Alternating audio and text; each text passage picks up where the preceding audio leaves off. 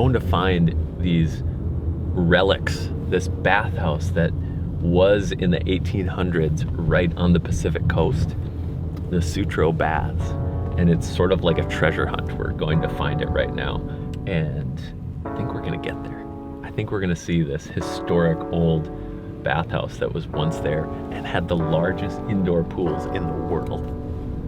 It's gonna be awesome.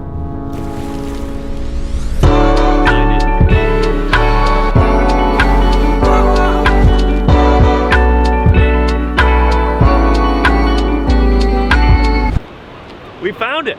We're here. The Sutro Baths. Let's go down and check it out.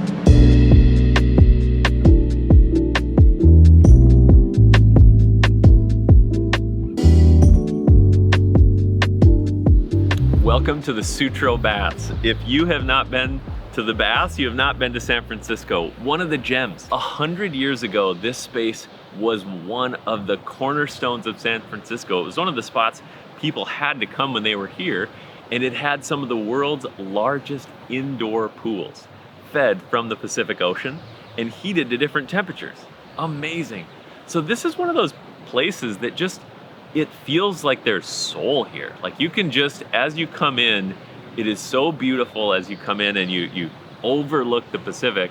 Imagine being here 100 plus years ago, late 1800s, and having this space of bathing, of refreshment, of entertainment in the late 1800s. How this all began was this guy who was one of the mayors, the early mayors of San Francisco, named Adolph Sutro.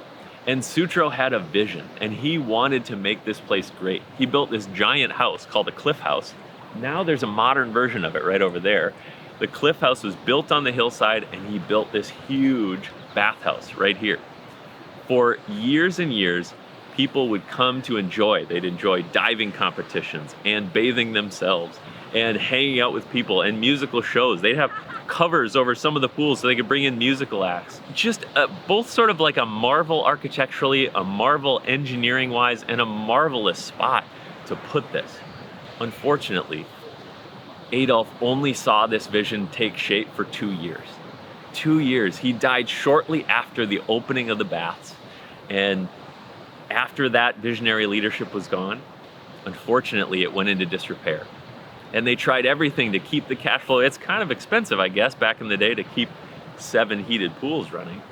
And so they tried everything. They added a museum, they added an ice skating rink, they tried to make it, and they couldn't. Without Adolph's visionary leadership, it just didn't make it.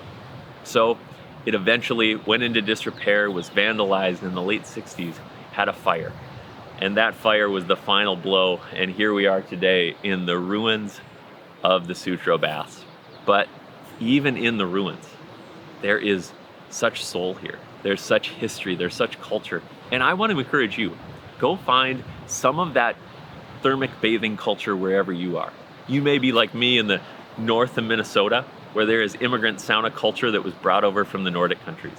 You might be knowing about this from Native American sweat lodge or Russian banya, Korean jjinjingbam, Turkish hammam. There are options for this endlessly throughout culture. People have been figuring out how hot and cold are healthy for them in many ways all over cultures, including Californians seeing the West and putting beautiful bathhouses right on the rocky hillside of the Pacific. How amazing is that?